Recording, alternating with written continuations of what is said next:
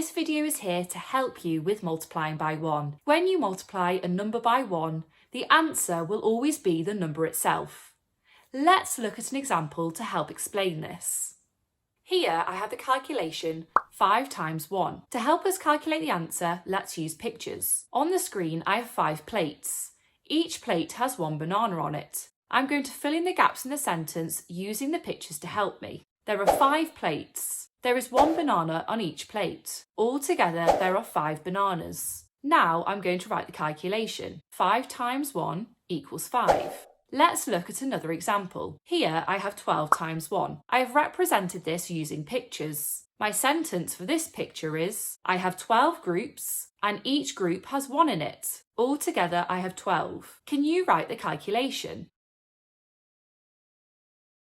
Brilliant. The calculation is 12 times 1 equals 12.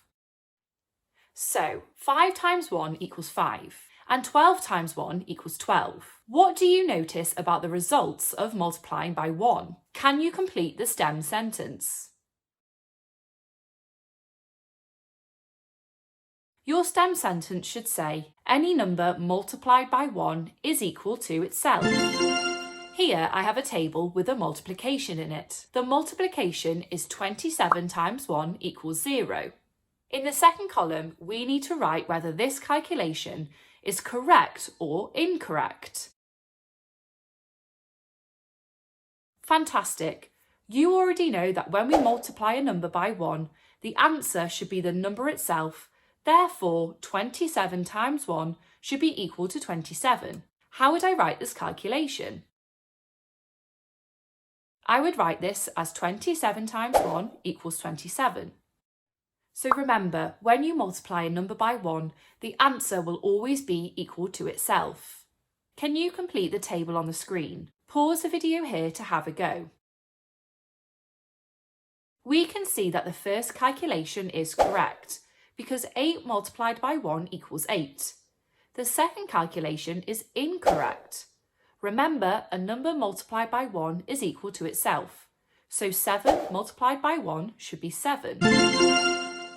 For the last challenge, I'd like you to carefully look at these number representations. Can you circle the number representation, which is the odd one out, and explain why? Here is the answer. If you said that the other representations were showing 4 lots of 1, but D was showing 1 group of 4, then you are correct. Well done. I hope this video helped you understand how to multiply by 1.